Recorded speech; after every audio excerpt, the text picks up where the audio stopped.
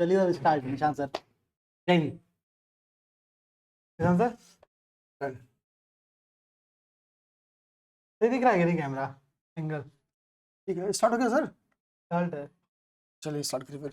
और सर मैं आपसे क्वेश्चन, मेरा जो करेंट अफेयर का क्वेश्चन है पहला, वो है विश्व वन्य जीव अपराध रिपोर्ट। ठीक है, world wild life crime report sir इसका नाम। ये किसके द्वारा जारी किया जाता है? और ये रिपोर्ट बताती है कि सर्वाधिक जो अवैध व्यापार जंतु और वृक्षों में किया जाता है, तो किस जंतु और किस वृक्ष का किया जाता है? अरे वो मादक पदार्थ का नाम है यूएनओडीसी। यूएनओडीसी जारी करती है। ठीक है, ने यूएनओडीसी ये बताया कि देवदार और गैंडा, ठीक है, मतलब इसका सर्वाधिक अवैध व्यापार किया जाता है। होता है। ठीक है, ठीक है, अच्छा ठीक। चलिए मेरा एक ही क्वेश्चन था ये, क्योंकि अब बहुत दिन से हम लोग अभी डिस्कशन नहीं किए हैं पीवाईक्यू का, तो मेरा वो क्वेश्चन कर है लेंगे। आपसे करंट अफेयर्स अच्छा। का।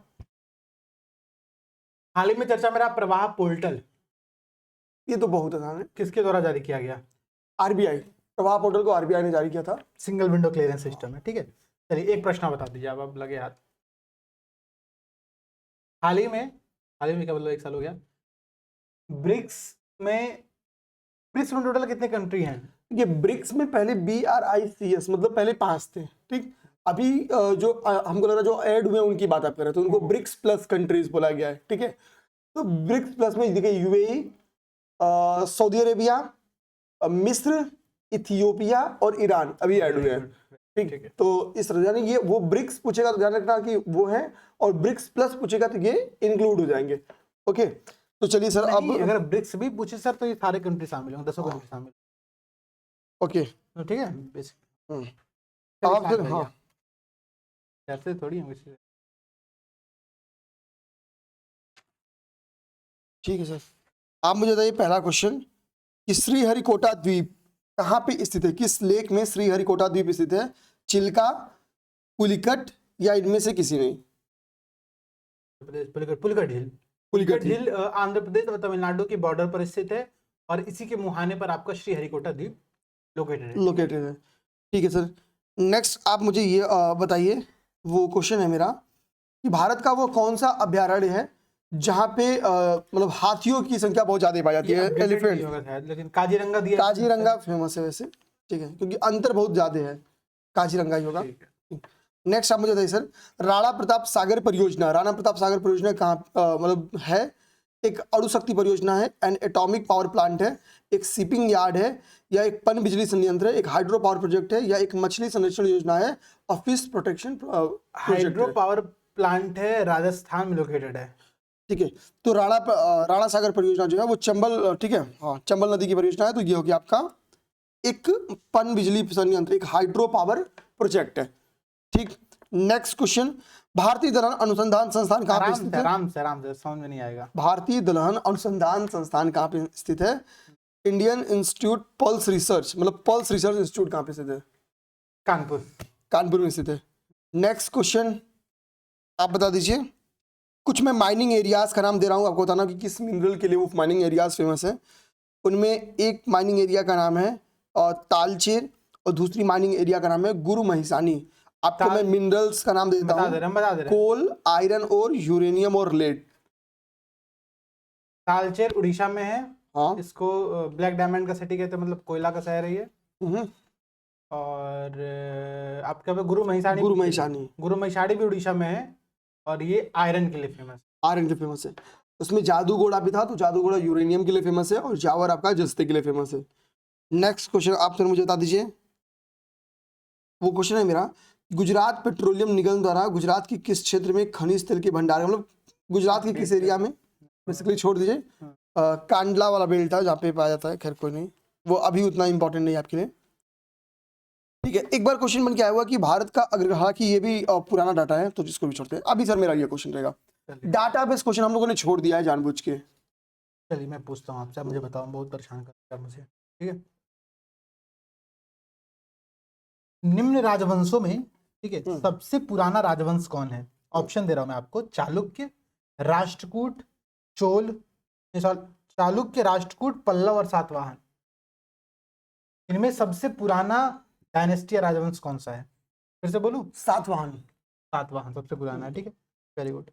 सातवाहन की स्थापना, कभी भी मैं एक चीज बताऊं, आप लोग क्या करना कि जितनी भी लेटर पीरियड्स है, जैसे Maurya, later Maurya period, later Gupta period, later Mughal period, इनमें कुछ छोटी छोटी डायनेस्टीज बनती हैं। उन डायनेस्टीज का नाम, उनके संस्थापक का नाम आपको पता रहना चाहिए। पेपर में क्वेश्चन बन के आता है। हाँ सर, ठीक है, वेरी गुड। चलिए पूछिए सर। पूछ रहा हूँ मैं, कुछ नाम दे रहा हूँ, उपाधियां दे रहा हूँ, आपको बताना है कि उपाधि किसकी है। ठीक है, मैच कराना एक तरीके से। ऑप्शन है पहला प्रियदर्शी, इस साइड में विकल्प दे दे रहा हूँ, चंद्रगुप्त, बिंदुसार, अशोक को प्रियदर्शी कहते थे। अशोक और चाणक्य। तो अशोक प्रियदर्शी से मैच हो गया, very good. Sandrocottus, Sandrocottus Chandragupta का नाम है, चंद्रगुप्त मौर्य का। ठीक है। अमित्रघात, अमित्र मतलब घात, मतलब अमित्र मतलब शत्रु, जो शत्रु का संहार करे, यानी ये हो जाएगा आपका बिंदुसार। बिंदुसार, ठीक है, वेरी गुड। ठीक है, और आपका एक कोई बचा था ना, अब विष्णुगुप्त तो सबसे सिंपल था, तो कोई समस्या नहीं। चाणक्य को कहते हैं।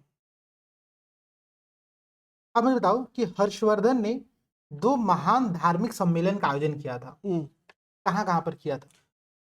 एक तो प्रयागराज है, दूसरा हमको लगता है वो वहीं पे करते थे। अरे ऑप्शन नहीं क्या, कन्नौज में क्या? मान्यखेत, नहीं नहीं नहीं। रानीखेत, राजाखेत, कन्नौज। कन्नौज, हाँ, ठीक है, कन्नौज से था। तो हर्षवर्धन ने कन्नौज और प्रयाग 2 जगह पर 2 महान वेदनाथ धार्मिक हमको लगता है कि सम्मेलन छठवें सभा में पार्टिसिपेट किया था। छठे समय पार्टिसिपेट किया था, वेरी गुड। आप बहुत अच्छा बताया आपने।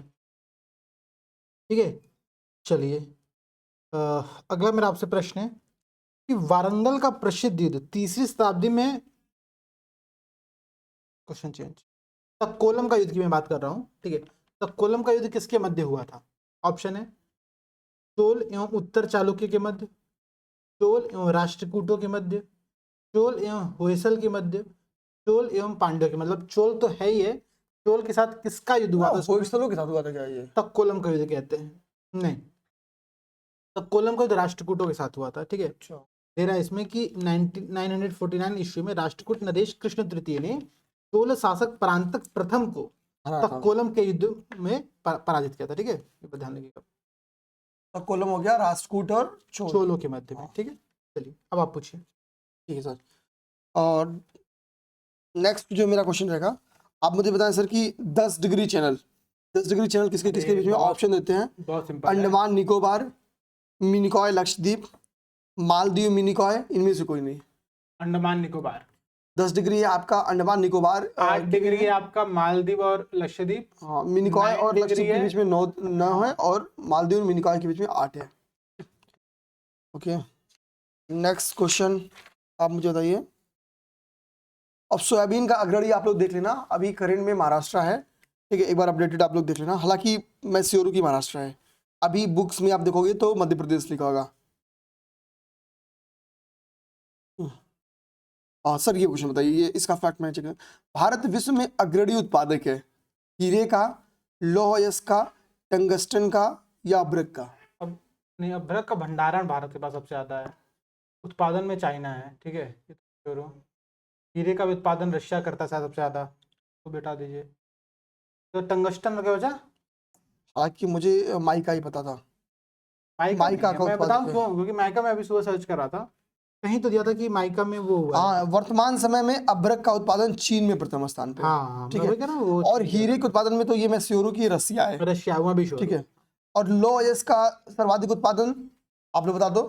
ठीक है, टॉप थ्री लौह अयस्क के उत्पादक कौन है, ये आप लोग गूगल करके बता दो। माइका में भंडारण भारत के पास सबसे ज्यादा है, ये बात ध्यान रखना। और उत्पादन करती है चाइना। चाइना। हालांकि अपडेटेड फैक्ट सब अभी आर्थिकी में आएगा ना, एक बार कवर करना आराम से बैठ के, प्रशांत। मध्य प्रदेश में कोरबा का क्या महत्व है? कोरबा क्यों फेमस है? स्टील प्लांट के लिए, माइका के लिए, कॉपर ओर के लिए, एल्यूमिनियम इंडस्ट्री के लिए? एक बार पेपर में पूछा है कि माइका का यूज कहाँ ज्यादा किया जाता है? इलेक्ट्रिसिटी में। बताएं माइका ब्रो कहाँ करते हैं हम लोग? इलेक्ट्रिसिटी में, साइंस में देखें कुछ तो करते हैं। हाँ, तो कोरबा जो है वो मध्य प्रदेश, ठीक है, ये एल्यूमिनियम इंडस्ट्री के लिए फेमस है। ठीक, नेक्स्ट आप बताइए सर मुझे।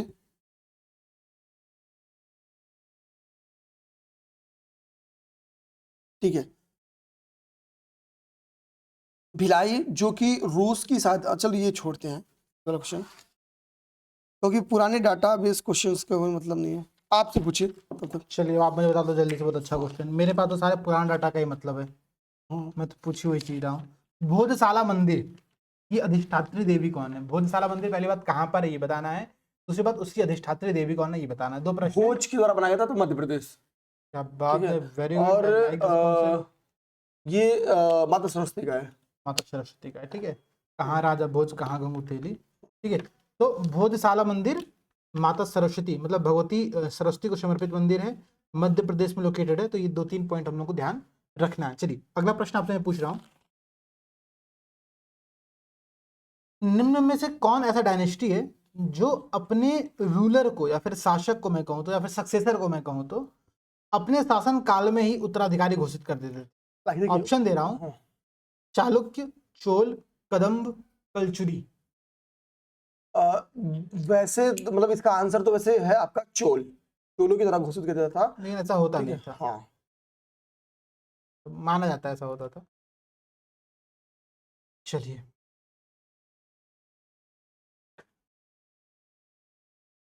भारतीय डायनेस्टी नॉर्मली ज्येष्ठ पुत्र के सिद्धांत पे काम करती थी। तो कृष्णदेवराय के दरबार में अष्ट दिग्गज कौन थे? ऑप्शन है आपके सामने, 8 मंत्री, 8 तेलुगु कवि, 8 महान सेनापति, 8 परामर्शदाता। तेलुगु कवि, 8 तेलुगु कवि। खुद कृष्णदेवराय तेलुगु का बहुत बड़ा जानकार था। चलिए ठीक है, पूछिए पूछिए, आप पूछिए कुछ, कोई प्रश्न अच्छा, पूछते हैं पहले। चलिए सर। आप मुझे एक प्रश्न बता सकते हो चाहो तो, कि बहमनी वंश के जब पतन हुआ तो उसके पश्चात 5 छोटे छोटे राज्यों का उत्पन्न हुए, ठीक है। उनमें सबसे पहले कौन उत्पन्न हुआ ये देखिए, बताना है बस। बीजापुर, अहमदनगर, बदार, बरार, बीदर और गोलकुंडा, ये 5 डायनेस्टी थी। सबसे पहले जो उद्भव हुआ वो गोलकुंडा बीजापुर का हुआ, फिर आपका बीदर का हुआ, लास्ट में आपका बरार है, और मुझे लगता है कि सेकेंड लास्ट। ये सब क्रम इतना कॉन्फिडेंस से बता कैसे गलत सकते हैं आप? भाई मैंने देखो क्या लिखा है मैं बता दे रहा हूँ। अभी ये अपने मॉक टेस्ट में भी क्वेश्चन आया हुआ था, तो मैंने आप तक वहां पे याद भी करा था, मैंने बोला भी था। जैसे कि बरार सबसे पहले, बरार 1484 में बन चुका था। उसके सबसे अंत में बीदर आता है 1526 में, ठीक है। तो बरार और बीदर, बरार पहले बीदर लास्ट एक्चुअली में। बरार को लेके ना डाउट है, बरार कुछ बुक्स में 1490 लिखा हुआ है। ठीक है, अब जो भी लिखा मतलब ये तुम्हारे बीदर तो लास्ट में है, इसमें कोई दूरा नहीं है, 1526 का बीदर, ठीक है। और अब जैसे मैंने जो बुक नोट किया है, अभी देखिए सर यहीं पे वो दिखाता हूँ।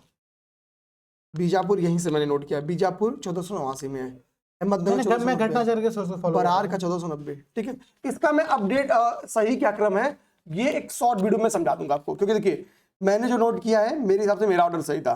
सबसे ऊपर बीजापुर, फिर उसके बाद से उसके बाद भी कुछ ऑर्डर सही नहीं था आपका, सब गलत चलता ऑर्डर था। नहीं, चलिए मैं इसको मैं सही करा दूंगा, मैं सही था। चलिए ठीक है, अगला प्रश्न पूछते हैं, ठीक है। अगला प्रश्न है आपसे मेरा निशान सर, कि बहुत अच्छा प्रश्न है।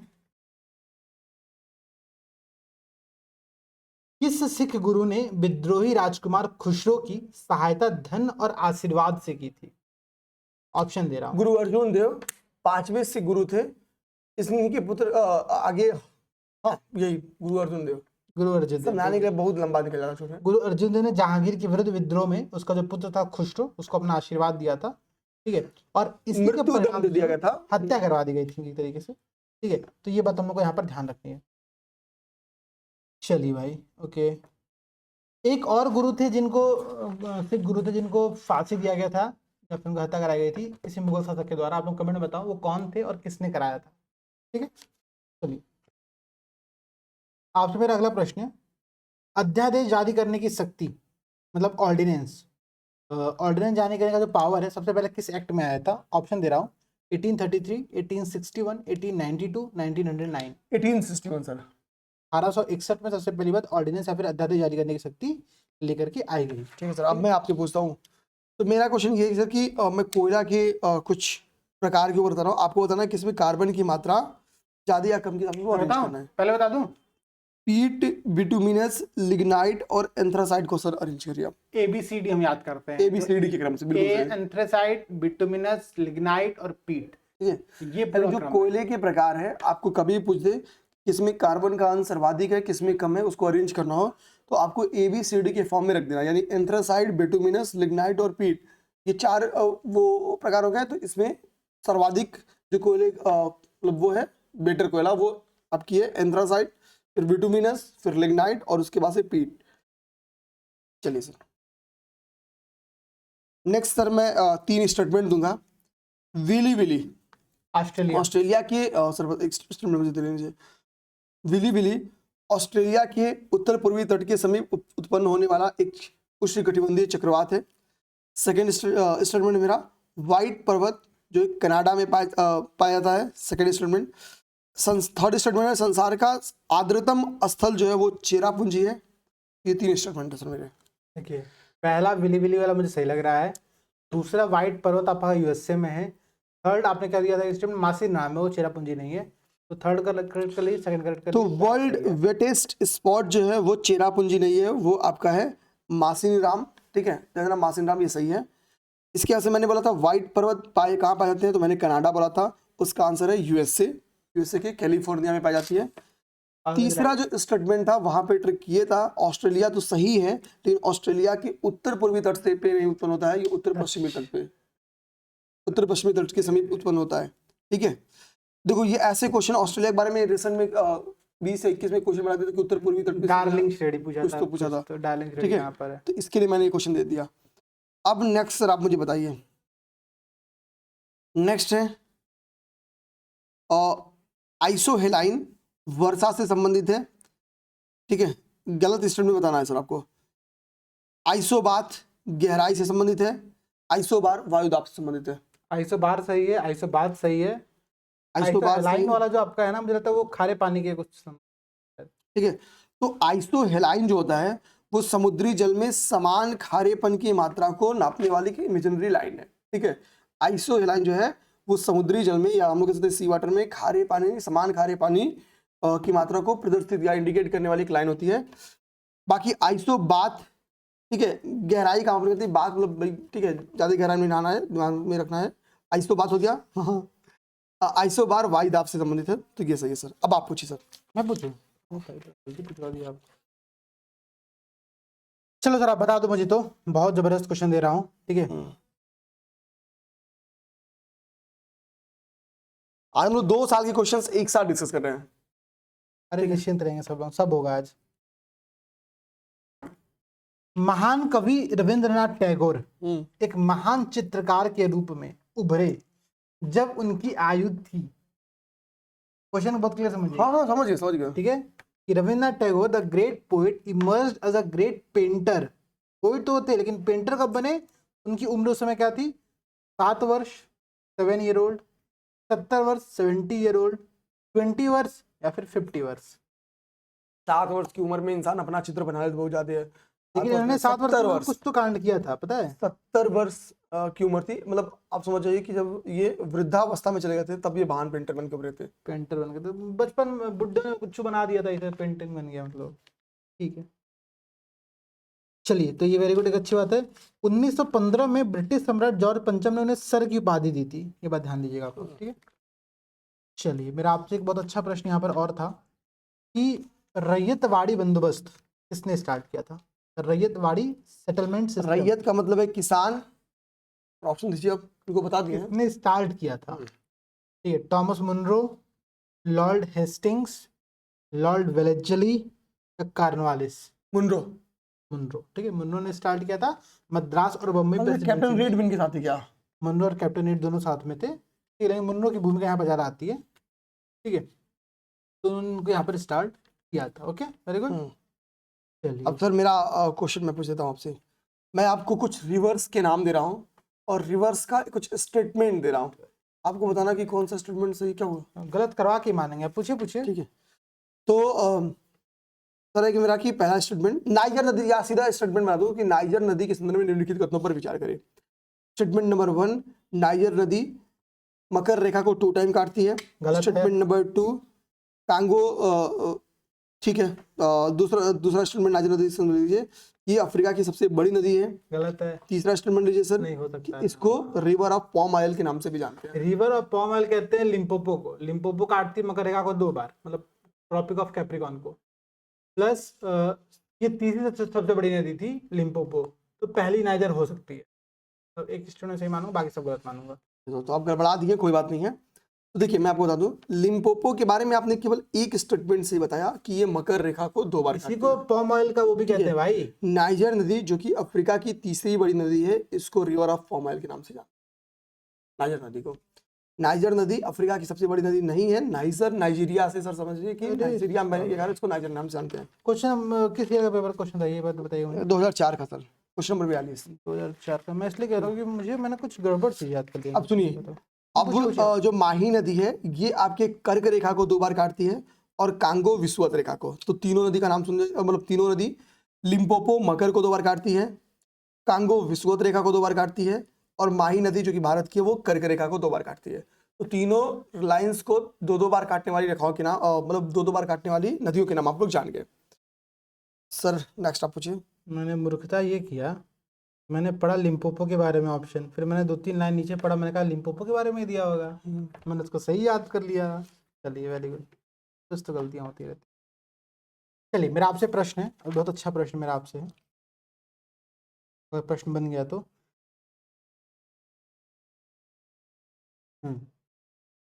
आचार्य विनोबा भावे किस आंदोलन में भाग लेने के लिए प्रथम बार गिरफ्तार हुए थे? क्वेश्चन बहुत क्लियर है।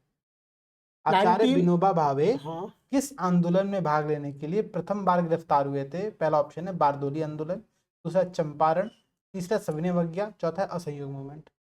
भारत छोड़ो नहीं है, आप बताइए, आप फिर से ऑप्शन। 4 आंदोलन ले ला, चंपारण ले ला, बारदोली ले ला, असहयोग ले ला और सविनय अवज्ञा ले ला, बताओ।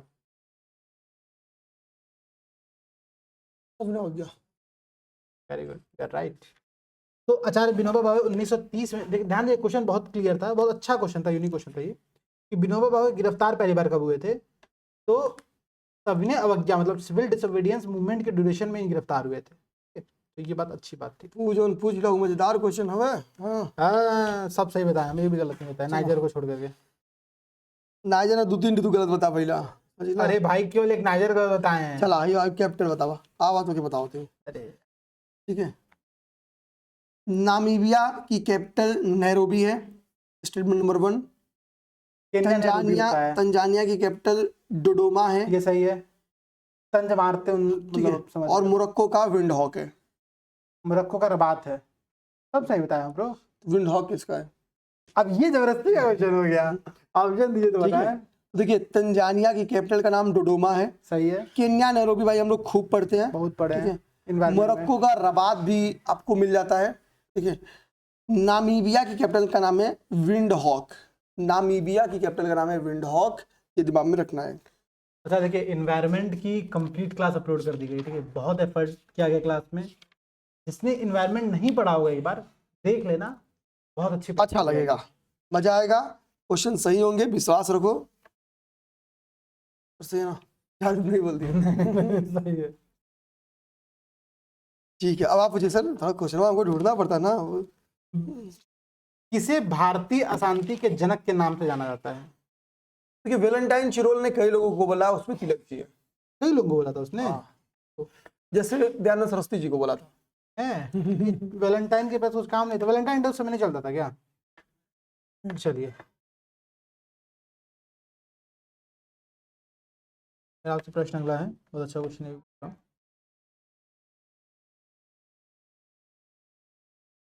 तो खोजते रहिए, बोला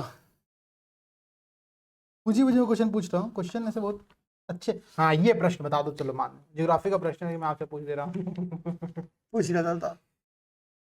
चाइना से इंडोनेशिया से किसकी बाउंड्री लगती है? हाँ, जम्मू कश्मीर, लद्दाख, लद्दाख की लगती है। जम्मू कश्मीर, नहीं लगती। अफगानिस्तान से किस किसकी बाउंड्री लगती है जम्मू कश्मीर और लद्दाख में? और पाकिस्तान से, ये तीनों बताइए। चलिए मैप अगर ध्यान होगा तो एकदम क्लियर हो जाएगा। देखिए लद्दाख से चाइना की लगती है बाउंड्री, ठीक है। Very good. कौन बात है, जम्मू कश्मीर की तो भाई पाकिस्तान से लगती है। दोनों रही है। और लद्दाख? मुझे लगता है कि लद्दाख से नहीं लगती है, अफगानिस्तान की लगती है। लद्दाख क्यों अफगानिस्तान से लगती है? लद्दाख पाकिस्तान से भी लगता है, ठीक है, अगर आप मैप देखेंगे ध्यान से देखिए। ये आपका लद्दाख का रीजन है, ये पूरा आपका पाकिस्तान है। अफगानिस्तान केवल यहाँ पर आता है। अफगानिस्तान से बाउंड्री भारत में केवल लद्दाख की शेयर हो रही है, ठीक है। जम्मू कश्मीर आपका पाकिस्तान शेयर कर रहा है, लद्दाख भी पाकिस्तान शेयर कर रहा है, लद्दाख चाइना से भी शेयर कर रहा है। मतलब ट्रिक यही है कि अफगानिस्तान की बाउंड्री जो है वो केवल और केवल लद्दाख से लगती है, जम्मू कश्मीर से नहीं, क्योंकि ऊपर वाला जो ऐसे निकला ना वो जनरली हम लोग याद किए रहते हैं कि जम्मू कश्मीर चाइना की बाउंड्री शेयर करते हैं, अब वो सब मैप चेंज हो चुका है। हाँ। तो कंफ्यूजन बताना बस, ठीक है। ये खैर मैं गलत नहीं बोला हूँ, मैं केवल अफगानिस्तान वाला सही बोला बोला हूँ। आपने, हाँ मैं बस याद दिला रहा था। एक बहुत आसान क्वेश्चन लेकिन कई बार रिपीट करता है वो, सर आप नहीं बताएंगे ये लोग बताएंगे। क्वेश्चन है कि दो राष्ट्रीय राजमार्ग कन्याकुमारी श्रीनगर राजमार्ग एवं पोरबंदर सिलचर राजमार्ग एक दूसरे को कहाँ पे क्रॉस करते हैं। ये एक बार नहीं 5-7 बार क्वेश्चन बन के आया है और अभी भी बनता रहा है क्वेश्चन। अभी तो बता दें कमेंट सेक्शन। नहीं कमेंट सेक्शन में ये लोग बता दें, मैं ऑप्शन भी नहीं दूंगा। हाँ मैंने बता दिया, ठीक है। चलिए अब मैं आपसे प्रश्न पूछ रहा हूँ, आप मुझे अच्छे से प्रश्न का जवाब देना थोड़ा सा। त्रिरत्न सिद्धांत, सम्यक धारणा, सम्यक चरित्र और सम्यक ज्ञान, ये किस धर्म से संबंधित है? ये बौद्ध, ईसाई, जैन, इनमें से कोई नहीं। जैनिज्म का संदर्भ है, महावीर स्वामी का द्वारा दिया जाता है। महावीर स्वामी द्वारा दिया गया, जैन धर्म का सिद्धांत है। त्रिरत्न सिद्धांत कहते हैं इसी में इन्होंने 5 महाभारत की भी। अब बताओ क्या श्रवण बेलगोला का जो जैनिज्म मंदिर है क्या वो महावीर स्वामी का है या किसी अन्य का है? अन्य का है, ऋषभ देव का है। आप लोग कमेंट करके बताओगे। ये लोग आदिनाथ के पुत्र ऋषभ देव का है, ठीक है, सही बोला ना मैं? ये लोग कमेंट करें सर, इन लोग को भी कुछ कुछ काम देते हैं। यूज कर दिया आपने मुझे। चलिए अब आप मुझे बताओ, ठीक है। चलिए तो हो गया। बौद्ध धर्म का जो अष्टांगिक मार्ग का कॉन्सेप्ट है उसका उल्लेख किस उपनिषद में मिलता है? अष्टांगिक मार्ग कहीं से तो मैंने नोट किया यहाँ पर, मार्ग। तैत्रीय उपनिषद में दिया गया इसके संदर्भ में कॉन्सेप्ट, ठीक है। तो बौद्ध धर्म का जो अष्टांगिक मार्ग का कॉन्सेप्ट है वो तैत्रीय उपनिषद में जिक्र मिलता है। बौद्धिज्म के जो सिद्धांत थे वो पूर्णतः उपनिषद से, मैक्सिमम प्रिंसिपल उपनिषद से लिए गए, ठीक है। क्योंकि उपनिषदों ने भी क्या किया था कि ब्राह्मण संहिताओं का अपोज किया था, सच्चाई है। तो आप मुझे एक प्रश्न बताओ जल्दी से, ठीक है। आगरा शहर की स्थापना किसने की? सिकंदर लोदी सर। सिकंदर लोदी ने की थी। 1500 कुछ में किया था सर। 1504 में किया होगा, ठीक है, वो सब मुझे नहीं मतलब उससे। दिल्ली से दौलताबाद राजधानी के स्थानांतरण किसने किया था? वही करेगा जो सांकेतिक मुद्रा चलाएगा, वही करेगा जो दुआब में करों की वृद्धि करेगा, चलिए ठीक है। वही करेगा जिसके ड्यूरेशन में मोरक्को आया था, मोहम्मद बिन तुगलक। ठीक है। औरंगजेब ने दक्षिण में जिन 2 राज्यों को विजित किया वे 2 राज्य कौन से थे? ऑप्शन दो। दे दिए, एक बीजापुर था और एक गोलकुंडा था क्या? गोलकुंडा। सबसे पहले शायद बीजापुर जीता है, फिर गोलकुंडा, उल्टा बोल दिया, बीजापुर ना। औरंगजेब ने 1686 में, मतलब 1686 में क्या हुआ ना कि जाके वहां पे घेरा डाल लिया था। 13 महीने तक घेरा डाल के बैठा हुआ था, बाहर निकल नहीं पा रहे थे, राशन सामग्री सब कट गया, ऑटोमेटिकली समर्पण करना पड़ा। समर्पण कर दिया। तो 1686 में बीजापुर समर्पण करता है और 1687 में गोलकुंडा समर्पण करता है, ठीक है। मराठा कभी समर्पण नहीं करते। चलिए ये तो अकबर ने सर्वप्रथम वैवाहिक संबंध कछवाहा और राजपूतों के साथ, राजपूतों से बनवाए थे। मतलब बहुत सारे देखिए अकबर जा रहे थे फतेहपुर सीकरी सलीम चिश्ती के दरबार में। तो चूंकि होता जाता है कि भाई रास्ते से सम्राट जा रहा है तो सम्राट के प्रति क्या है, अपनी वफादारी पेश करनी होती है। कर लो। तो कछवाहा राजपूत ने अपनी वफादारी पेश करने के लिए, अब देखिए कोई प्रेम संबंध नहीं था जोधा से अकबर से, ठीक है, वो समर्पण प्रदर्शित करने का एक तरीका था कि उन्होंने बोला कि ठीक है हम विवाह करते हैं। तो अकबर बोलता है ठीक है हम लौट के आते हैं तब विवाह कर लेंगे। मतलब गजब है भाई, कोनो यहाँ से गुजर रहा तो लो शादी कर लो, काम खत्म हो गया। अलग ही दुनिया में। चलिए ठीक है, ठीक है। आप फिर पॉलिटी बताइए मुझे। हाँ आराम से पूछेगा, बहुत आराम से, कम 20 क्वेश्चन पूछूंगा आपसे, क्योंकि हाँ कमेंट सेक्शन में लोगों को समझ में आए क्वेश्चन क्या हो रहा है एग्जैक्टली। बहुत 20 क्वेश्चन पूछूंगा, बहुत आराम से पूछूंगा, बहुत धैर्य के साथ पूछूंगा। जब तक कमेंट सेक्शन में आंसर नहीं देंगे तब तक अगला क्वेश्चन नहीं पूछूंगा।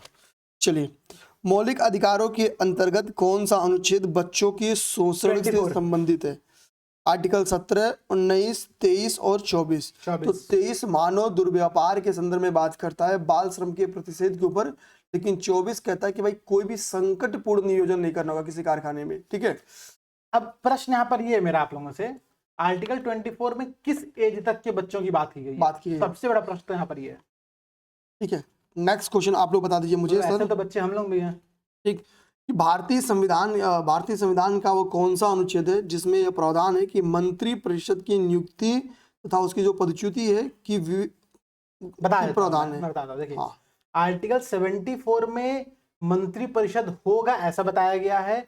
आर्टिकल 75 में और उसके अंतर्गत 75(1), 75(2), 75(3) के अंतर्गत उसके कैसे नियुक्ति होगी और कैसे उसको हटाया जाएगा इसके बारे में जिक्र किया गया है। ठीक है, तो नेक्स्ट आर्टिकल के बेस्ड मेरा अगला भी प्रश्न है कि केंद्र और राज्यों के मध्य शक्ति के वितरण के लिए भारत का संविधान 3 सूचियों को प्रदर्शित करता है। निम्न में से कौन से 2 अनुच्छेद शक्तियों के वितरण को विनियमित करते हैं? ठीक है, ऑप्शन दीजिए। आर्टिकल 4 और 5, आर्टिकल 56 और 57, आर्टिकल 141 और 42 और 245, 246। इतना इजी क्वेश्चन है, अगर आपको कुछ नहीं याद हो तो भी समझो कि केंद्र और राज्य की बात होती है आर्टिकल 240 के राउंड में। तो डी वाला विकल्प यहाँ पर दिख रहा है, टिक कर दो बस, सिंपल सा। ठीक है, तो 245 और 246, आर्टिकल 245 और आर्टिकल 246। नेक्स्ट सर आप मुझे बताइए अगला क्वेश्चन, आर्टिकल बेस्ड कोई क्वेश्चन है, पहले वही पूछ लें फिर कुछ और होगा तो पूछेंगे। ठीक है सर, अब नेक्स्ट बताइए, पंचायती राज का मुख्य उद्देश्य क्या है? रोजगार को बढ़ावा देना, दूसरा जो राजनीतिक जागरूकता है उसको बढ़ावा देना, तीसरा लोगों के विकास मूल प्रशासन में भागीदारी योग्य बनाना। चौथा ठीक है, तो आर्टिकल 40 में पंचायतों के गठन के संदर्भ में चर्चा किया गया है। 40 डीपीएसपी। ठीक, नेक्स्ट सर क्वेश्चन है मेरा कि विधान परिषद की सृजन और उसकी समाप्ति के ऊपर कौन सा मतलब आर्टिकल ना, हाँ आर्टिकल 169। 169 राज्य अनुरोध करता है संकल्प पारित करके तो संसद बनाती है और संसद हटाती है। ठीक है, अभी भारत में 6 सदस्यों की कुल सदस्यों की संख्या 1/3 से अधिक नहीं हो सकती है जितने विधान परिषद में हो, और 40 से कम भी नहीं हो सकती है। ठीक है, करेंट अफेयर का एक क्वेश्चन आप बताते हो, वर्तमान की लोकसभा में जो 18वीं लोकसभा है उसमें कुल कितनी महिलाओं का चयन हुआ है, कितनी महिला एमपी बनी है, दूसरा उसमें कितनी मिनिस्टर्स बनी है, कितनी मंत्री बनी है, तो 74/7। नेक्स्ट क्वेश्चन आप लोग सर, प्रेस की आज़ादी, भारत का संविधान स्पष्टतः प्रेस की आज़ादी की व्यवस्था नहीं करता है, किंतु यह आज़ादी अंतर्निहित है किस आर्टिकल में? आर्टिकल 19(1) में, 19(1) में, मतलब 19(1) हाँ। 19(1) में। ठीक, भारत के सर्वोच्च न्यायालय के कार्यवाहक मुख्य न्यायाधीश की नियुक्ति कौन करता है? विधि मंत्री, chief justice of supreme court, इनमें से कोई नहीं, प्रेसिडेंट की द्वारा किया जाता है। आर्टिकल 126, आर्टिकल 126 की बात है। नेक्स्ट सर आप मुझे बताइए, निम्नलिखित में से कौन सा निर्वाचन आयोग का कार्य नहीं है? इलेक्शन कमीशन, थोड़ा सा हिंदी। ठीक है, हाँ, निर्वाचन आयोग मतलब इलेक्शन कमीशन, यार सबको पता है। ऑप्शन है, स्टेटमेंट है, संसद और राज्य विधानमंडल के सभी चुनाव कराना, पार्लियामेंट और स्टेट लेजिस्लेचर के इलेक्शंस को कंडक्ट कराना, राष्ट्रपति और उपराष्ट्रपति दोनों के लिए चुनाव कराना, प्रेसिडेंट और वाइस प्रेसिडेंट दोनों का चुनाव कंडक्ट कराना। तीसरा स्टेटमेंट है सर, वो है निर्वाचन सूचियां तैयार करना, उसका निरीक्षण करना, निर्देशन और नियंत्रण करना, मतलब जो हाँ निर्वाचन सूची जो तैयार होती है वो फलना इलेक्टोरल लिस्ट की बात। तीसरी की बात करेंगे हम लोग, चौथा स्टेटमेंट, किसी राज्य में स्वतंत्र और निष्पक्ष चुनाव के लिए अनुकूल दशा न होने पर राष्ट्रपति शासन की अनुशंसा करना। तो भैया अगर चुनाव का बढ़िया दशा नहीं है तो प्रेसिडेंशियल रूल लगाने के लिए।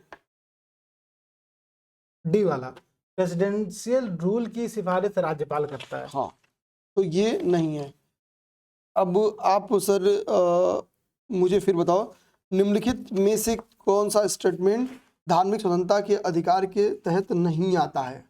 ठीक, धर्म के प्रचार करने का अधिकार आता है, सिखों को कृपाण धारण करने का अधिकार है, राज्य को समाज सुधारक विधि निर्माण करने का अधिकार कर सकती है स्टेट ऐसा, धार्मिक निकायों के लोगों को धर्म परिवर्तन का अधिकार। डी वाला हटा दो, ये स्टेटमेंट गलत है। परिवर्तन की बात यहाँ पर नहीं होती है, अलाउड नहीं है। चलिए सर, हो गया मेरा पॉलिटी कंप्लीट। ये भी गलत नहीं बताया, आज इसको कहते हैं बोल्ड काम। चलिए, काम लाइक क्वेश्चन था ही नहीं तो। चलिए अब मैं आपसे पूछता हूँ, ठीक है, मैं आपसे साइंस का क्वेश्चन स्टार्ट करता हूँ यहाँ से। पूछिए, साइंस में पूछूंगा अच्छे से। पूछ लीजिए, मैं साइंस खोले रहा हूँ। भाई चलिए अब मुझे बताइए, बंद करो भाई इसको। अरे अर्थव्यवस्था खोले भाई। हाइग्रोमीटर, हाँ। हाइग्रोमीटर हाँ। क्या मापता है? ऑप्शन दो, pressure, weight, current, relative humidity. Current काट दिया, रिलेटिव ह्यूमिडिटी, हाइग्रो बोले ना। अब एक दो पहला दूसरा ऑप्शन आप बोले। Pressure, weight, current. चौथा सही, रिलेटिव ह्यूमिडिटी। ठीक है, तो हाइग्रोमीटर एक इंस्ट्रूमेंट है जो कि रिलेटिव ह्यूमिडिटी मतलब सापेक्षिक आर्द्रता का निर्धारण करता है। ठीक है, वेरी गुड। चलिए अब मेरा आपसे प्रश्न है कि आइसोटोप क्या होते हैं? मैं विकल्प दे रहा हूँ आपको, आइसोटोप विकल्प दो, बता दोगे आप ऐसे ही? आइसोटोप मतलब ये ना 1H1 1H2 1H3, ये समस्थानिक की बात करें ना, कुछ और बात करें। चलिए मैं ऑप्शन दे रहा हूँ। गड़बड़ा गया। नहीं सही है, आपका ऑप्शन पकड़ना मतलब है बस। परमाणु क्रमांक उसके समान होते हैं, परमाणु भार अलग अलग होते हैं ना। वेरी गुड, ठीक है। अच्छा, इसके परमाणु भार समान होते हैं उसको क्या कहते हैं? संभारिक। आइसोबार, आइसोटोप पर, हाँ आइसोबार। ठीक है, चलिए आप मुझे बताओ कि निम्नलिखित में से किसकी यूनिट है मीटर सेकंड, मीटर पर सेकंड स्क्वायर? ऑप्शन हाँ। दो, मीटर पर सेकंड स्क्वायर निम्नलिखित में से किसकी यूनिट है? अरे त्वरण का क्या ये? त्वरण मतलब एक्सिलरेशन, ठीक है, एक्सिलरेशन की यूनिट होती है मीटर पर सेकंड स्क्वायर। चलिए बहुत अच्छा क्वेश्चन था। ये बता दो आप, सेल्सियस और फॉरेनहाइट थर्मामीटर में दोनों के टेम्परेचर का जो रीडिंग है, प्रेक्षण जो है रीडिंग है, वो इक्वल है। कब होगा ये, किस टेम्परेचर पर ऐसा होगा, आपको बताना है। फिर से क्वेश्चन दो। नहीं समझ गया ऑप्शन, मुझे तो एक 32 डिग्री। सेल्सियस है और एक फॉरेनहाइट का थर्मामीटर है, दोनों में जो रीडिंग आ रही है वो सेम आ रही है टेम्परेचर पर, वो कौन सा टेम्परेचर होगा? ऑप्शन दो। ऑप्शन दो, 32 degree Celsius, sorry 32 degree Celsius तो क्या ही मतलब, 32 डिग्री, -40 डिग्री, 0 डिग्री और 40 डिग्री। -40 डिग्री ऐसा होता है जिस पर सेल्सियस और फॉरेनहाइट दोनों के टेम्परेचर रीडिंग अरे तो बराबर कुछ होती फार्मूला है। ना, ये F क्यों? -5 ऐसा कुछ करके कुछ तो ऐसा होता है फार्मूला ना। P/100 = F-32/180। बट याद मत करो, सिंपल सा जो बता रहा हूँ याद करो कि -40 डिग्री सेल्सियस याद करना है, भाई उतना नहीं याद करना। विज्ञान कमजोर है मेरे भाई, घोट घोट के काम डिस्कशन। चलो आप बता दो, फॉर्मिक एसिड कहाँ पाया जाता है? ऑप्शन दो, हाँ चींटी के डंक में। सही है। अच्छा ठीक है, very good. Oxalic acid, oxalic oxalic acid का प्रयोग किस लिए किया जाता है या फिर कहाँ पर होता है? ऑप्शन दीजिए, बाकी लोग भी तो बताएंगे। मधुमक्खी के डंक में, फोटोग्राफी में, नींबू में या फिर सिरका में? सिरका तो नहीं है, सिरका में एसिडिक एसिड होती है, नींबू भी नहीं है, नींबू में साइट्रिक एसिड होती है। अब दो आप बचा क्या? मधुमक्खी का डंक, ये है हमारे पास। अरे मधुमक्खी और चींटी दोनों के डंक में फार्मिक एसिड होता है, तो चींटी काटे चाहे मधुमक्खी मारे तो बात बराबर है, ठीक है। तब जो दूसर का है वो तो सही। बचा फोटोग्राफी वाला। फोटोग्राफी के ही पर्पज से हम लोग सिल्वर ब्रोमाइड का भी यूज करते हैं, बट फोटोग्राफी में ही हम लोग ऑक्जेलिक एसिड का भी वही use आता करते हैं। सिल्वर ब्रोमाइड, उससे सर फोटो वोल्टिक्स ट्रांच भी बनाते हैं ना सिल्वर ब्रोमाइड से। शायद। ठीक है, चलिए ये हो गया। अब मैं साइंस से क्वेश्चन आपसे कुछ और पूछ रहा हूँ, बहुत अच्छे अच्छे। The essential element in all organic compound is, सभी जैव यौगिक का अनिवार्य मूल तत्व है। ऑप्शन है oxygen, hydrogen, nitrogen, carbon. Carbon.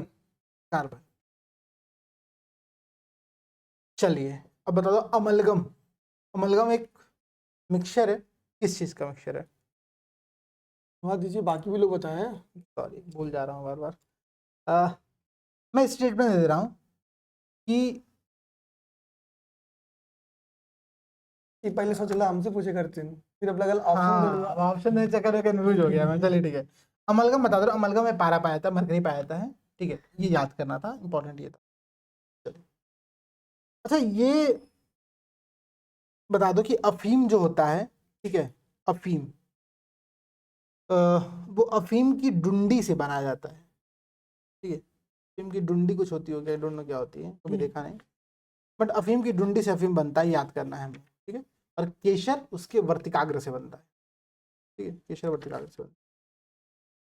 चलो वो ब्लड वाला क्वेश्चन पूछो कि ना पूछो, वो बड़ा कंफ्यूजिंग क्वेश्चन है। एक स्टेटमेंट दे रहा हूँ मैं, एक बार कमेंट सेक्शन में सबका रिव्यू भी ले लूंगा, हो सकता है कुछ गलत दिया हो, लेकिन घटना चक्र में भी सेम आंसर दिया था। क्वेश्चन ये, ब्लड कणिकाओं के संदर्भ में, मतलब ब्लड रुधिर कणिकाओं के संदर्भ में 3 स्टेटमेंट है, 4 स्टेटमेंट है। पहला स्टेटमेंट है इसमें लोहा होता है, और ये रिसेंट में भी कुछ, हाँ सही है। सही है। यह रक्त को लाल रंग प्रदान करता है। देखिए मैं रुधिर कणिका की बात कर रहा हूँ, ध्यान रखिएगा, ठीक है। इंग्लिश में उसको कुछ कहते तो हैं यार, ब्लड कॉर्पुस्कल्स, कुछ ऐसा लिखा हुआ है, नहीं आता है बस। तीसरा है यह कुछ रोगों के प्रति प्रतिरक्षा प्रदान करता है, मतलब it provides immunity against certain disease. गलत है। चौथा कह रहा है यह रक्त में ऑक्सीजन का वाहक है। सही है। अब देखिए सर के हिसाब से आंसर हो गया 1, 2 एंड 4, ठीक है। सर ने इम्यूनिटी वाले ऑप्शन को काट दिया है। अब जहां तक मैं श्योर हूँ, जहां तक एक्सप्लेनेशन में दिया है, इसमें वो कह रहा है कि रुधिर कणिका के 3 पार्ट होते हैं, प्लाज्मा, डब्ल्यूबीसी और आरबीसी। आरबीसी की तो बात हम कर लेकिन डब्ल्यूबीसी तो इम्यूनिटी प्रदान करता है ना, तो रुधिर कणिका इम्यूनिटी प्रदान करना चाहिए, तो आंसर ये भी होना चाहिए, बट अब नहीं दे रहा है, मुझे नहीं पता क्यों नहीं दे रहा है। आप लोग इसका आंसर कमेंट सेक्शन में बताना कि आपके हिसाब से क्या होना चाहिए, ठीक है। चलिए सर आप मुझे बता दो कि अम्ल वर्षा या फिर एसिड रेन क्यों होता है। ऑप्शन दो, बादल तक पहुंचकर ठंडे होने वाले अम्ल वाष्प के कारण से, ठीक है। वर्षा के जल और कार्बन डाइऑक्साइड पॉल्यूटेंट्स के मिक्सचर से, बादल के जल और सल्फर डाइऑक्साइड के मध्य प्रतिक्रिया से, या फिर बिजली चमकने और बादल फटने के मध्य। तो सल्फर डाइऑक्साइड की भूमिका जब आ जाती है तो हम समझते हैं कि एसिड रेन हो रहा है, ठीक है, सल्फर डाइऑक्साइड। ओके चलिए, अब आप ये साइंस यहाँ पर आपका खत्म हो गया, ठीक है। मैं साइंस दूसरे बुक से भी पूछ ले रहा हूँ एक बार, ताकि आप जल्दी से बता दो, ठीक है। आपका साइंस में कॉन्फिडेंस देखिए मेरी हालत खराब हो गई, ठीक है। कोयला खान जो होते हैं, ठीक है, जो कोल माइंस होते हैं, उसमें कई बार अचानक से विस्फोट हो जाता है, उसका कारण क्या है, ठीक है। कौन सी गैस उसके लिए जिम्मेदार है, एसिटिलीन, कार्बन मोनोऑक्साइड, हाइड्रोजन या फिर मीथेन। एसिटिलीन है क्या? मीथेन गैस जब जम जाती है ना तो बहुत तेज फूटती है, कई बार एकदम ज्वाला की तरह से निकलता है, ठीक है। तो जो मीथेन गैस होती है वो कोल माइन से बर्स्ट करके निकलती है, इसी को हम लोग मार्स गैस भी कहते हैं, ध्यान रखिए मार्स गैस भी इसी को कहा जाता है, ठीक है। अच्छा, गोल्डन धान या गोल्डन राइस में प्रचुर मात्रा में क्या होता है, किस चीज का वो अच्छा सोर्स है, फैट का, प्रोटीन का, विटामिन ए का या फिर विटामिन बी का। Vitamin A sir. Vitamin A का वो बहुत अच्छा सोर्स होता है, बीटा कैरोटीन, ठीक है, बीटा कैरोटीन। अच्छा चलिए ठीक है, अब आप मुझे बता दो, ये सब तो हो गया है। सेब में कौन सा एसिड पाया जाता है, ऑप्शन दे रहा हूँ, मैलिक एसिड। मैलिक एसिड, ठीक है, वेरी गुड। खट्टे दूध में, दूध में नहीं, खट्टे दूध की बात कर रहा हूँ। ऑप्शन दे। Lactic acid, acetic acid, carbonic acid और citric acid. Lactic. Lactic acid, ठीक है। ओके बस हो गया, मेरा साइंस कंप्लीट हो गया लगभग। आप पूछिए बाप, चलिए इकोनॉमी बताइए। इकोनॉमी बताएं, इकोनॉमी में अपडेटेड मत पूछिएगा बस। अपडेटेड ना बोल डेरान है। अरे वो कंफ्यूज हो जाता हूँ मैं सबके में। आप मुझे बताइए स्वधार योजना का संबंध है। सुधार योजना महिलाओं के लिए किया गया था, जो कठिन परिस्थितियों में रहने वाली जो प्रतिकूल परिस्थिति में रहने लड़कियों या फिर महिलाओं के लिए सरकार ने एक वन स्टॉप सॉल्यूशन, एक वन स्टॉप सेंटर टाइप का बनाया सुधार योजना, मतलब बहुत फेमस स्कीम। प्रधानमंत्री ग्रामोदय योजना में निम्नलिखित में से क्या सम्मिलित नहीं है? क्योंकि मैं बता दूं कि 2000 में ये योजना आई थी। बेसिक एजुकेशन इसमें है या नहीं है? Second statement, nutrition, food, drinking water, health इसमें शामिल है या नहीं है? न्यूट्रिशन हटा दीजिए आप। पूरी बात सुन बन के हटा दिला बहना से, चला गलत हो गई।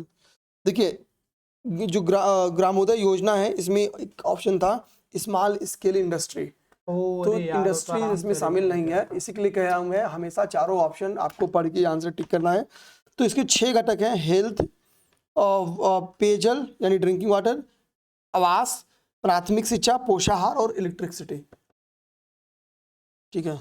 ऐसे ही होता है, अक्सर लोग गलती कर देते हैं। आप सर मुझे बताइए, और वो क्वेश्चन है ग्रामीण अवस्थापना रूरल इंफ्रास्ट्रक्चर विकास कोल का वित्तीयन किया जाता है। फिर से बोलिएगा। Rural infrastructure development fund, NABARD. NABARD के द्वारा, नाबार्ड की स्थापना कब हुई थी? 1982 में। चलिए कोई नहीं सर, ये आपका मान लेते हैं सही है, ठीक हुआ। चलिए एक सेकेंड, इधर कोनो इकोनॉमी है, हाँ इधर भी इकोनॉमी है।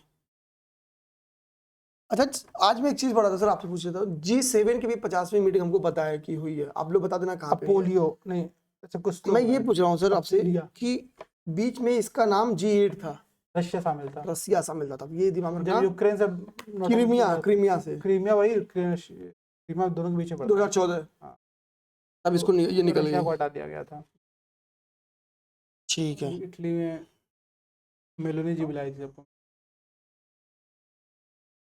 नेक्स्ट क्या पूछो अब इसमें, डाटा बेस की करेंट इकोनॉमिक्स मतलब करेंट अफेयर भाई, आप चलो लोग आप मुझे तैयार बताओ हैं। कि ऐसा करी पत्ता के बारे में आप लोगों ने सुना होगा। हाँ करी पत्ता, ठीक है, करी लीफ कहते हैं उसको, बड़ा सुंदर सा होता है, हाँ, सब्जी में पड़ता है, दाल में पड़ता है। प्रश्न ये है कि इससे किस बीमारी का उपचार किया जा सकता है, ठीक है। ऑप्शन है ब्लड प्रेशर, डायबिटीज, मलेरिया और टर्ब्यूक्लोसिस मतलब टीबी। मलेरिया काट दीजिए, एक बार ऑप्शन एक बार और दीजिए। ब्लड प्रेशर, डायबिटीज, मलेरिया हटा दिया मैंने, टीबी। और आपको मिलता है टीबी 1 रुपए का इनाम, टीबी मारेंगे। वो भी नहीं मिलता है अब, ठीक है। तो डायबिटीज, करी पत्ता जो है वो डायबिटीज के लिए बहुत इंपॉर्टेंट है, ऐसा ब्रिटिश गौवा में कुछ रिसर्चर ने चुभल कहा में था। दे दिए, कड़ी पत्ता खाए करते हैं, हम्म। तुलसी जी इक्वल वैसे मिल जाला खाए। तुलसी चलो जी तो ठीक खैर है। मान ली कि है, वो तो भाई सब रोग में काम आती है। ठीक है, समझ गए। अगर आप जाओगे ना, मतलब थोड़ा सा इटली टाइप का पिज्जा खाओगे तो उसमें एक तो बेसल क्या कोई पौधा है, उसका बेसल का पत्ता डाल दे सब, वो है तुलसी जी का ही पत्ता, तो सब दुकान एक दूसरा पत्ता बना देते हैं उसमें डाल देते हैं सब। चलिए ठीक है, मेरा आपसे अच्छा प्रश्न था, बड़ा अच्छा प्रश्न, बहुत इंपॉर्टेंट प्रश्न पूछ रहा हूँ मैं आपसे, ठीक है। आप शायद बताना पाओ, उस प्रश्न में मिल रहा है। वह रेडियो समस्थानिक, देखिएगा मत, जिसे ब्लड सर्कुलेटरी सिस्टम में ब्लड के थक्के का पता लगाने हेतु प्रयोग में लाया जाता है, वह कौन सा है, ठीक है। ऑप्शन दे रहा हूँ, आर्सेनिक 74, कोबाल्ट 60, I131 मतलब आयोडीन की बात कर रही है, और सोडियम 24, इनमें से कौन ऐसा है, पहला क्या था? ठीक है। आर्सेनिक 74, ऑप्शन दूं, आर्सेनिक 74, कोबाल्ट 60, I131 और सोडियम आर्सेनिक और सोडियम में से 24। एक मारेंगे, एक मिनट रुक के। सोडियम। क्या बात है, सर का तुक्का सही गया। चलिए, तो वह रेडियो आइसोटोप जिसको हम लोग ब्लड सर्कुलेटरी सिस्टम में कहाँ पर खून का थक्का जमा हुआ है या फिर नहीं जमा है उसका पता लगाने के लिए प्रयोग करते हैं, तो वो है सोडियम 24। सोडियम 24 ध्यान रखिएगा आप लोग, बहुत इंपॉर्टेंट है। अब मेरा आपसे यहीं पर एक प्रश्न और है, निम्नलिखित में से कौन ब्लड का थक्का जमाने के लिए बहुत जरूरी है। ब्लड का थक्का किससे जमता है, किस विटामिन से, विटामिन की। विटामिन की, ठीक है। वेरी गुड,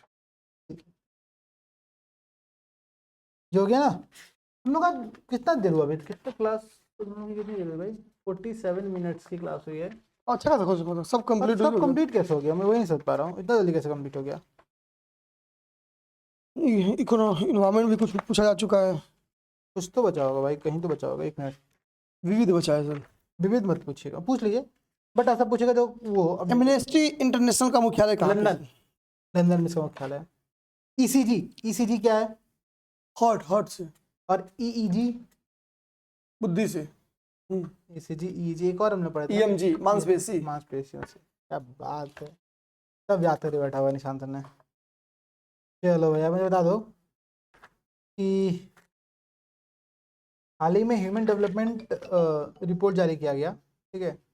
अपडेटेड है, मैं डाटा दे रहा हूँ आप लोगों को। 2023-24 का रिपोर्ट आया है, इस रिपोर्ट की जो थीम है वो है ब्रेकिंग द ग्रिड लॉक, मतलब ठीक है, बटी हुई दुनिया में सहयोग की पुनर्कल्पना। ये इस बार की ह्यूमन डेवलपमेंट रिपोर्ट की थीम है। इसमें भारत की रैंकिंग 134 है, जो कि इंप्रूव की है पिछले साल के कंपेरिजन में, और भारत जो है मध्यम मानव विकास वाली एक कैटेगरी के अंतर्गत शामिल हुआ है, ठीक है।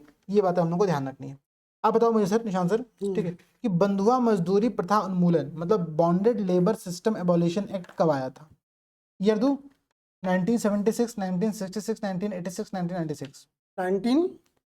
66, 76, 86, 96। 1976।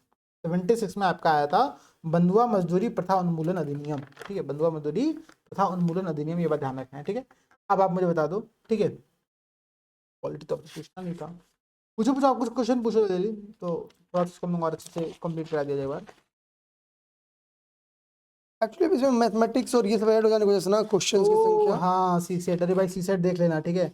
और शिवानी मैम ने इंटरपर्सनल कम्युनिकेशन के लिए क्लास ली है, बहुत बहुत शानदार क्लास है। खतरनाक क्लास।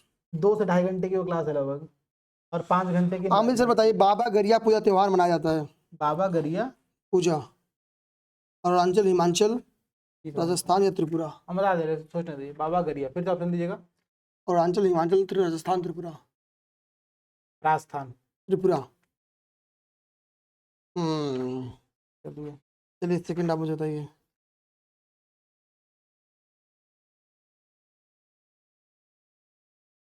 भारत का पहला अस्थि बैंक कहाँ स्थापित किया गया है?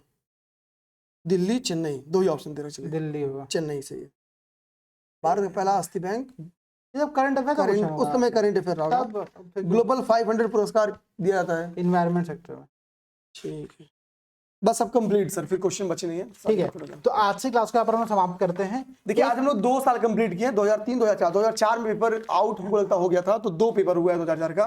तो कल हम लोग सेकेंड 2004 देख लेंगे। एक प्रश्न मेरा कमेंट सेक्शन से है, ठीक है, ये किसको पूछना था, मुझे आपको पूछना था, ठीक है। एक प्रश्न मेरा आप लोग कमेंट सेक्शन से है कि स्कैंडिनेवियन कंट्री कौन कौन सी है, कमेंट सेक्शन में इसका आप लोग आंसर दीजिए, ठीक है। आज से क्लास यहाँ पर समाप्त करते हैं। निशांत सर कुछ सजेशन बात? जय भारत। आप लोग रिवीजन करते, देखिए मेरी सजेशन बहुत सिंपल बोलूँ, इस वक्त मैं इतना बोलूंगा कि पीवाईक्यू ज्यादा से ज्यादा करो, मैक्सिमम रिवीजन करो, करंट अफेयर को डेली टास्क पे रखिए, ये इतनी चीज करिए। इसके अतिरिक्त समय मिले आप टेस्ट दीजिए, टेस्ट जरूर दीजिए। टेस्ट देखिए हमने क्या किया, अपने टेस्ट सीरीज की फीस सीधे 50% डाउन करते हैं, एक साथ आपको टेस्ट सीरीज दे देंगे। और अब टेस्ट सीरीज लगाने का तरीका भी है, किसी का शेड्यूल नहीं, आप खुद का शेड्यूल फॉलो करो, क्योंकि अब रिवीजन ज्यादा करना है, तो दूसरे के शेड्यूल से नहीं, अपने शेड्यूल के अनुसार आप टेस्ट दीजिए। जब लगे कि पढ़ के थक गए, बहुत जल्दी चीज याद कर ली, अब एक बार चेक कर लेना चाहिए टेस्ट देखिए, तो बेटर है कि आप टेस्ट दे लीजिए, ठीक है। तो एक तो मैं ये कहूंगा, बाकी करेंट अफेयर को हल्के में मत लेना। ठीक है, चलिए तो मिलते हैं आप लोगों से अगली क्लास में। सभी दोस्तों को जय हिंद, जय भारत।